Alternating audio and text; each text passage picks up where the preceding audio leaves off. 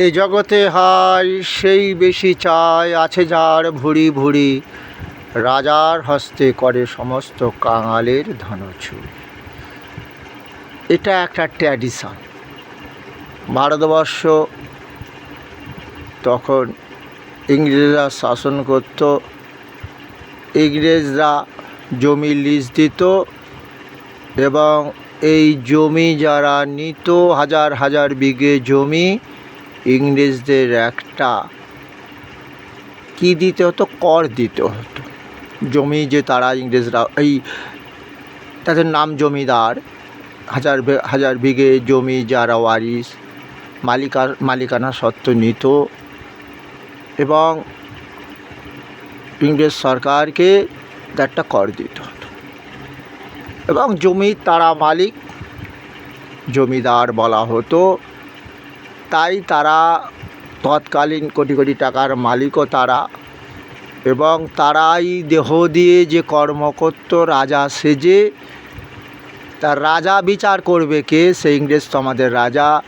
যখন William Bentinck, Lord Dalhousie, এক এক সময় রাজারা এসে আমাদের রাজ্য শাসন ব্যবস্থার হাতে নিয়েছিল, তাদেরকে জানিয়ে কিছু হবে না, কোনো লাভ নেই।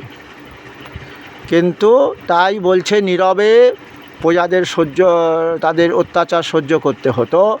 তাই কবিতাটা লিখলেন, শুধু বিঘে দুই ছিল মোর ভুঁই, আর সবই গেছে ঋণে, বাবু বলিলেন বুঝেছ উপেন, এ জমি লইব কিনে।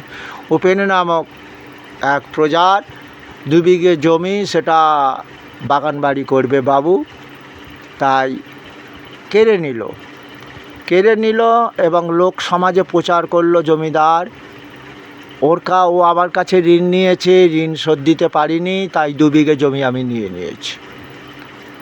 সবাই জানলো। কিন্তু ভগবান গীতাতে বলেছে, অর্জুন, গতি ভর্তা প্রভু সাক্ষী নিবাস শরণং শ্রীহৃদ প্রভাব প্রলয় স্থানম নিধনম বিজম্বয়ম। গীতা পড়বে কেন? গীতা জ্ঞান লাভ করবে কেন? শোনো, সবাইয়ের যে গীতা জ্ঞান লাভ করা উচিত, গীতা শ্রবণ করা উচিত, যারা পড়তে পারে না তাদের শ্রবণও করা উচিত। এটাই ছিল আমাদের ভারতবর্ষের ট্র্যাডিশান। গীতা, ভাগবত কথা, রামায়ণ, মহাভারত, এগুলো আমাদের পড়তে হতো, শুনতে হতো, আদর্শ দেহ তৈরি করার জন্য। এখন ভারতবর্ষে দেখতে পাই, বিশেষ করে পশ্চিমবাংলায় নাকি পাপ খণ্ডনের জন্য গীতা পড়ানো হয়, গীতা শ্রবণ করানো হয়, কিন্তু যে শুনতে পারে না সে তো মরা কান্ত, তার যে দেহযন্ত্র দিয়ে শুনবে সে তো পুড়িয়ে ছাই করে দিয়েছে। তবুও গৌরাঙ্গ মহাপ্রভু বলেছিল, ভজ কৃষ্ণ বলো কৃষ্ণ লহ কৃষ্ণ শিক্ষা লাভ করো, কৃষ্ণ ভজন করো, কৃষ্ণ সম্বন্ধে জ্ঞান লাভ করো বলেছিল। তাই জমিদার এইভাবে অত্যাচার করতো, কিন্তু জমিদার থেকে তাদের অত্যাচার সহ্য পর আবার এই জমিদারদের অত্যাচার আরম্ভ হয়েছে। ওরাও তাই, কত দেখেছো, কত কোটি কোটি টাকা আত্মসাৎ করে রেখেছে তোমার আমার, শুনতে পাচ্ছি সেই টাকাগুলো। কিন্তু নতুন সরকার হলো, কই যাদের টাকার জন্য যারা পাগল হয়ে গেছে, আত্মহত্যা করেছে, কই তাদের কথা তো কেউ বলছে না। চিটফান্ডগুলোর টাকা সমস্ত দিয়ে দিতে হবে, একবারও শুনতে পাই না। তবে হয়তো জানি না ভবিষ্যতে কী হবে। সারদা কেলেঙ্কারি সুদীপ্ত, সে তো জেল খেটেছে, আবার বাইরের জগতে ফিরে এসেছে। জেল খাটালে তাহলে হবে কত? এটা তো কেউ বলছে না যে কত লোক আত্মহত্যা করতে হলো, এই চিটফান্ডের টাকা পেল না। সেও ধরো এজেন্টগুলো কত কোটি কোটি টাকা কি দেনা এদিক ওদিক দিতে পারিনি, তাদের সেসব কী হবে? বিচার কে করবে? বলছে অর্জুন, আমি সাক্ষী আছি, তুমি দেহ সৎকর্ম করলেও আমি সাক্ষী, অসৎকর্ম করলেও সাক্ষী। তবে সৎকর্ম করলে কী হবে? উদ্যম কচি সস্ততা, ওই দেহটার মৃত্যুর পর সৎলোকে চলে যাবে। আর এই পাপ কর্ম করলে কী হবে জানো অর্জুন? ওই যে জঘন্যগণা বৃত্তি শতগচ্ছন্তি তমসা, দেহ দিয়ে জঘন্যমূলক যারা পাপ কর্ম করলো তাদের অধগতি হয়তো বিআওয়ার অফ ডগ, কুকুর হইতে সাবধান। চিন্তা করেছো, আমার খুব কষ্ট হয় গো। কুকুরগুলোকে ভাত দিয়েছি, খাবে না। ওরা কী খাবে জানো? লুচি খাবে, মিষ্টি খাবে। ওরাই ভাত খাওয়া বন্ধ করে। কাকগুনুকে ভাত দিই, সেও খাচ্ছে না, লুচি খাইয়ার অভ্যাস করেছি। যাই হোক, ওদেরও তো ভালো মন্দ খেতে ইচ্ছা করে, তা কথাটা কষ্ট হয়, ওদের দেখে খুব কষ্ট হয়। তাই এটা যাতে না হই আমরা, এটাই বলেছিল অর্জুন, মন মনাভব মত ভক্ত মজ্জাজিমাং নমস্কুরু মামে বৈশেষী যুক্ত বা আত্মানং মৎপরাং। আমি যে তোমার কৃষ্ণ, পরম আপনজন। আমাতে মন দাও, আমার ভক্ত হও, আমার পূজা করো, ইহলোকে দেহ দিয়ে সুখ দেব। মৃত্যুর পর ওই ছেলের হাতে পিণ্ডকে পাপমুক্ত হয়ে স্বর্গে যাবার প্রয়োজন হবে না। আর ও তো পাপমুক্ত হওয়াও যায় না, কারণ আদত্তে কস্যচিৎ পাপাং না চৈব সুকৃতিং বিভু অজ্ঞানে না আবৃতাং জ্ঞানাং তেরা মুহ্যন্তি যন্তব। হে অর্জুন, পরমেশ্বর কাহারও পাপ গ্রহণ করবে না, পুণ্যকর্ম গ্রহণ করবে না। অজ্ঞান থেকে আশ্রয় করে যে যার পাপ করে, পাপের ফল তাকেই ভোগ করতে হয়। আর এখানে সেটাই বললেন, হে অর্জুন, গতি ভর্তা মানে কি, আমার ছাড়া জীবের গতি নেই। আমি ভরণ পোষণ যোগাই, আমি তাদের সাক্ষী আছি। দেহ দিয়ে সৎকর্ম করলে তাদের দেহ দেহ কী হবে? সুখ পাবে, শান্তি পাবে, পাপের দেহ নয়। আবার দেহের মৃত্যুর পর আত্মা সৎলোকেই যাবে। এটাই তো আমি চেয়েছিলাম। তাই কি বলেছিলাম যে অপি চেদসী পাপেভ্য সর্বেভ্য পাপকৃতম সর্বং জ্ঞান প্রলোভেনৈ বা বৃজনং সন্তোষী। যদি তোমরা ওদিকে পাপাকারী হও, আমার গীতা জ্ঞান লাভ করো, গীতা অমৃত পান করো, গীতা পড়ো, গীতা জ্ঞান লাভ করার পর দেহ পাপ মুক্ত হবে, কাম ক্রোধ লোভে দেহে থাকতে পারবে না। এটাই চেয়েছিলাম। কিন্তু আমরা মরার পর লোকটা অনেক দিন বিছনায় পড়েছিল, দুঃখ কষ্ট পেয়েছিল, বুকের ওপর গীতা চাপিয়ে দিয়ে তার পাপ খণ্ডন করার চেষ্টা করি। এটাই করো না। এটা গৌরাঙ্গ মহাপ্রভু বারণ করেছিল, যেটুকু পারো দেহ দিয়ে কৃষ্ণ ভজন করো। গলায় তুলসী মালা পড়বে কেন? তুলসী হচ্ছে কি বলো জানো? পাপ নাশক নয়, রোগও নাশক। এই যে কলিতে রোগের শেষ নেই, কত প্রকারের নতুন নতুন রোগ দেখতে পায়। এটা নাশ হবে, হ্যাঁ, কারণ নাশ করবে কে? কৃষ্ণ। আর সেই ভজন করে কে? তুলসী। আর সেই দেহ দিয়ে আমি যদি তুলসী গলা মালায় পরে কৃষ্ণ নাম ভজন করি, সেই কৃষ্ণও আমার দেহ পাপ মুক্ত করবে। ওই যে বললে, কৃষ্ণ নাম ভজনে হয় জীবের পাপ মুক্তির কারণ, কর্মভোগ রোগেতে ঔষধ রসায়ন। তাপমাত্রা দেখতে পাচ্ছ, চিন্তা করছি, তবুও তো মানুষের অহংকার। সেই যে দুর্যোধন কোটি কোটি ভারতে ভরে গেছে, দেখো খোঁচা মারছে কোটি কোটি টাকা। আর একজন সাধারণ মানুষ, সে ভালো করে কি পেট পুড়ে খেতে পারে না, ভালো ঘরে থাকতে পারে না। হয়তো টালি, কারুর হয়তো টিনের চাল, বলবে না দুয়ারে সরকার সব কোটাবাড়ি করে দিয়েছে। হ্যাঁ, কিছু বুঝতে পেরেছ? তাই এসি লাগানোর মতো পয়সা নেই তো, হ্যাঁ নাকি গো? কী তাপ দেখেছো তো অবস্থাটা? তা এখন ঘরে ঘরে হয়তো সেই এসিই লাগাতে হবে যা অবস্থা। তা হয়তো বিদ্যুৎ খরচ সাবসিডি দেবে সরকার বলছে, 200 কত, তা দেখতে পাচ্ছি। কিন্তু সমস্যা কোথায় জানো? হে অর্জুন, তাপমাত্রাটা বাড়ছে কেন? কেন গো? রসম অংশু আর্সেনিকে জলে বাড়ছে কেন?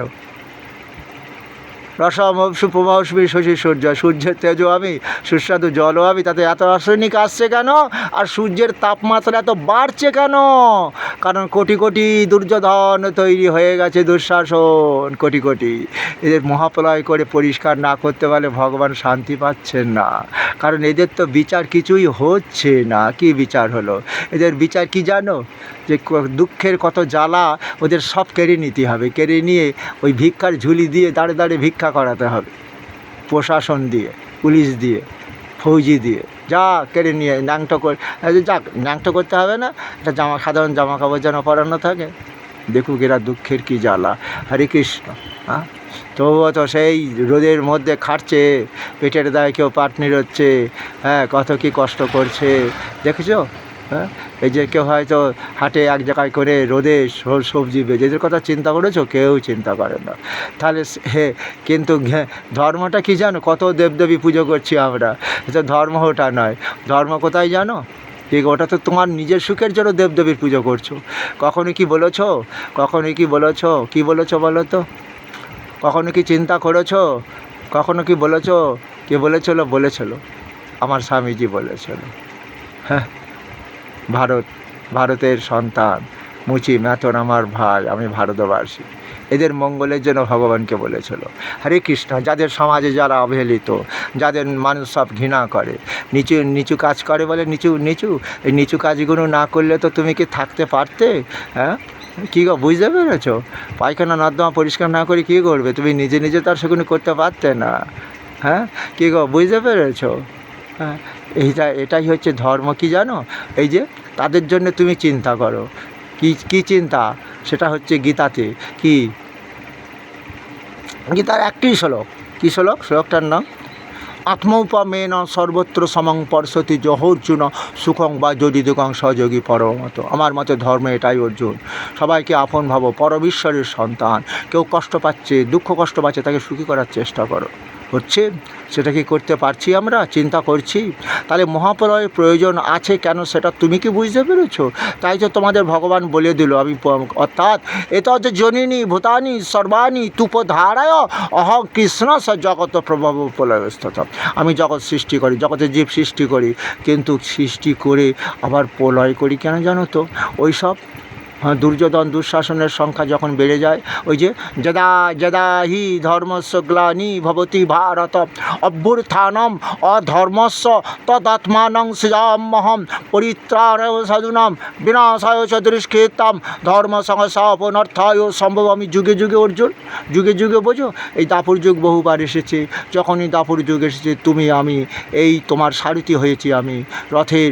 তুমি রথে বসে যুদ্ধ করেছো, পাপীদের বিনাশ করেছো, আমি ধর্মরাজ্যই হয়ে প্রতিষ্ঠা করেছি। শুনতে পেয়েছো? তাই জন্য প্রায় প্রতিদিন শুনতে পাই ভূমিকম্প। কি বুঝলে? তার মানে তাও ভগবান জাগরণ করছে। যেমন ওই 18 দিন ধরে যুদ্ধ করেছিলেন, এরই মধ্যে যদি কিছু সৎ লোক তৈরি হয়, যারা পাপীদের সঙ্গে দুর্যোধনদের পক্ষে যোগদান করেছিল, তারা যদি যুদ্ধক্ষেত্রে ছেড়ে পালিয়ে যেত, কিন্তু ক্ষত্রিয় ধর্ম সেটা হবে না। কিন্তু তারা তো পাণ্ডবদেরকে যোগদান করতে হতো, হ্যাঁ, কারণ ক্ষত্রিয়ের সংজ্ঞা কী? ক্ষত্রিয়ের সংজ্ঞা কী? সৌর্য তেজ ধীতি দাক্ষ যুদ্ধে চাপ্য পলায়নম দানিমেশ্বর খাত্রং কর্মসব বলে। যুদ্ধক্ষেত্রে দেহটাকে দান করতে হবে। সৌর্য তেজ ধীতি দাক্ষ, যুদ্ধ থেকে পলায়ন করলে হবে না। হ্যাঁ, একজন সৈন্য মারা গেল, তা বলে আমাকেও মরতে হবে? হ্যাঁ, স্বাধীনতা রক্ষা করার জন্য ভারতবর্ষের, এটাই তো ক্ষত্রিয়ের ধর্ম হবে। যাক, তারা পালায়ন না করলেও অন্তত ধর্মপথে আসতে পারত। আমরাও তো ধর্মপথে আসতে পারতাম। ভূমিকম্প হলে তো সবই তো মাটির তলা চাওয়া পড়ে যাবে, কে ভোগ করবে? এখনও তো আমরা কী গো দুর্যোধন হব না। সারেন্ডার করেছে আজ পর্যন্ত কেউ কোটি কোটি টাকার মালিক। ঠিকই বলছে, আমার এই ধন আমি অসৎ পথে তৈরি করেছি, নাও তোমরা ইচ্ছা মতো গরিব দুঃখীদের বিলিয়ে দাও। বা তুমি কি করেছো কোনো দিন? সেই সব টাকাগুলো এই যে বিভিন্ন চ্যারিটেবল প্রতিষ্ঠান আছে, যেমন তুমি যাবে কোথায় মা আদ্যা মায়ের ওখানে 50,000 টাকা দিয়ে দাও, তারা সকাল হবে দরিদ্র নারায়ণ সেবা দেবে, ওই পয়সা দিয়ে বাজার টাজার করে এনে এরকম করো না, শান্তি পাবে। এটাই চেয়েছিল ভগবান। কিন্তু ওই যে দুর্যোধন 100 ভাই মিলে ভোগ করবো, হজর বনবাসে পাঠালো, ফলমূল পাবে না, পাতার ঘর তৈরি করবে, ঝড় উঠবে, ঝড়ে উড়িয়ে চলে যাবে, সাপ খোপ কামড়ে মেরে দেবে। তাদের অকাল মৃত্যু দিয়েছিল, তা তোমাদের অকাল মৃত্যু দেবে কেন ভগবান? উপায় নেই, এটা মহাকলি নাকি হবে কিছু। আর সেই জন্য ভাগবত বলছে, কি বলেছে জানো? মহামারীতে মারা যাবে, যুদ্ধে মারা যাবে, প্রাকৃতিক দুর্যোগে মারা যাবে। উত্তর বলছে ঝড়ের কথা চিন্তা করেছো তুমি কি? বলছে কী করেই বা চিন্তা করব? ওই ঘুঁটে পড়ে গোবর হাসছে, ঘুঁটে পুড়ছে, গোবর বলছে কিরম পুড়ছিস, কিরম লাগছে বলতো? কিরে ঘুঁটে বলছে, ওরে আমার মতন তুই ঘুঁটে হবি, তুইও পড়বি, ভুলে যেও না। না দত্তে কস্যচিৎ পাপং না চৈবা সুকৃতিং বিভু অজ্ঞান নাবৃতং জ্ঞানং তেন মজ্জন্তি জন্তব। বারবার এই কথাটা চিন্তা করো যে পরমেশ্বর কাহারও পাপ গ্রহণ করবে না, পুণ্যকর্ম ক্ষয় করবে না। অজ্ঞান থেকে আশ্রয় করে যার পাপ কর্ম করবে, পাপের ফলে তাকে ভোগ করতে হবে। আর এই জীবন তো নয় দগ্ধে দগ্ধে কাটলো, আগামী জীবন ওই যে খঞ্জ, অন্ধ, থ্যালাসেমিয়া, বিটাকোষবিহীন, kidney damage, lungs disorder. Disorder মানে বুঝতে পেরেছো? শ্বাস প্রশ্বাসে কষ্ট। হরে কৃষ্ণ, আমার কষ্ট হয়, সেই জন্য আদর্শ মানুষ তৈরি করার ক্ষেত্রে গীতাই হচ্ছে শ্রেষ্ঠ ধর্মগ্রন্থ। সেটাই আমি এই ইউটিউবে মনে হয় 300 কেন হয়তো 400 পর্যন্ত ভিডিও আমি ছেড়েছি, রাত দিন এই ভিডিও করছি। যদি আমার সেই মহাপ্রভুর স্বপ্ন যদি সার্থক হয়, তার আদর্শ যা আজকে মানুষের মধ্যে চেষ্টা করছি, আমরা যে বৈষ্ণব ধর্ম গ্রহণ করছি, মহাপ্রভুকে আশ্রয় করেছি, মহাপ্রভুর ধর্ম গ্রহণ করেছি, তাই না? আমরা সবাই বৈষ্ণব, এই কথাটা যেন ভুলে যেও না। তোমাদের জ্ঞান হয় না যে বাবা কোনো দিন তুলসীর মালা গলায় পরে হরিনাম করেনি, গীতা ভাগবত শ্রবণ করেনি, বাবা মরে গেলে ছেলে সেই মরা বাবাকে শোনায় গীতা ভাগবত, গলায় তুলসীর মালা, বৈষ্ণব সেজে। পাপো ভব কর্মহাং পাপাত্মা পাপ সম্ভব ত্রাইমাং পুণ্ডরী কাক্ষ সর্ব পাপ হরাও হরি। হে হরি, আমার বাবা জ্ঞানে অজ্ঞানে যে সকল পাপ কর্ম করেছেন, প্রেতাত্মা আত্মা হয়েছে, নরক যন্ত্রণা ভোগ করছে, তুমি তার পাপ খণ্ডন করে স্বর্গ লাভ করা। ভগবান বললেন হবে না, হবে না, যে যার পাপের ফলে তাকেই ভোগ করতে হবে। পাপ করেছো রাশি রাশি, ভুগবে কি তোমার মাসি পিসি। অ্যালার্ট হও, অ্যালার্ট হও, সাবধান হও। কিন্তু সৎসঙ্গ তুমি লাভ করতে পারছো না, যার ফলে আমাদের পূজননও সৎসঙ্গ লাভ করতে পারে না। তারা বলে যদি রাজা যদি চোর হয়, বড় বড় ওই যে এমএলএ এমপি কোটি কোটি টাকা যদি তারাই যদি আত্মসাৎ করে, আমরা সাধারণ মানুষ হ্যাঁ কী করবো, লেখাপড়া শিখে চাকরি পাই না, তাই তো তারা অসৎ পথ অবলম্বন করছে গো। বুঝতে পারছো না? হ্যাঁ দেখেছো, যত বড় স্মাগলিং ইত্যাদি ইত্যাদি ধরা পড়ে সব কিন্তু উচ্চশিক্ষিত। কী বুঝলে, মাওবাদী নাকি? হরে কৃষ্ণ। বিক্ষুব্ধ তৃণমূল নাকি? বিক্ষুব্ধ সিপিএমই হচ্ছে মাওবাদী। হরে কৃষ্ণ। আর সহ্য করতে পারিনি যে তোরা কোটি কোটি টাকা ভোগ করে আমাদের দিয়ে কত খাটিয়ে নিয়েছিস। হ্যাঁ হ্যাঁ, তোরাই ভোগ করছিস, দেখ কেমন লাগে। এরকম হয়, এটাই তো। কিন্তু সেটা হবে না। আমরা এসো, তুমি মুসলমান, কোরআন পড়ো, আমি সনাতন, তুমিও সনাতন ধর্মের লোক, তুমি ভুলে যাও না এটা হিন্দুস্থান। সিন্ধু নদীর তীরে বাস করতাম আমরা, বেদ পড়তাম, 4টে বেদ, বেদে ঋক্সাম যজুর্বেদ অথর্ববেদ। এই এটা হচ্ছে বানপ্রস্থ না, সন্ন্যাস নয়, ব্রহ্মচার্য। যে সময়টা শুধু বেদ শিক্ষা লাভ করা হবে এই সময়টাকে ব্রহ্মচার্য বলে। এবং সেই ব্রহ্মচার্য কিন্তু আমরাও তো সেটাও, আমরা কিন্তু উল্টো হয়ে গেলাম। বেদকে মানি না, ব্রহ্মচার্য পালন করি না। আমরা যে প্রকৃত শিক্ষা লাভ করব, প্রকৃত শিক্ষা লাভ করব, কিন্তু সেই শিক্ষা লাভ করতে পারি না, কারণ আমাদের গোড়ায় গলদ হয়ে গেছে। কেন? অনেকে তো গরিবের ঘর আছে, কষ্ট করে লেখাপড়া শেখে এবং একটা চাকরি পাবো, লেখাপড়া শিখেছে। এখন দেখেছো আবার তো কী দেখছে, কী বুঝলে যে লেখাপড়া শিখে চাকরি হবে না। বাবার যদি পয়সা থাকে তাহলে চাকরি হবে। চিরকাল ছিল, এই ঘুষ ছিল চিরকাল, মিলিটারিতে যেত, এতে যেত, এই ঘুষ ছিল। কিন্তু বাবা এত ঘুষ নয়, এত অত্যাচার নয়।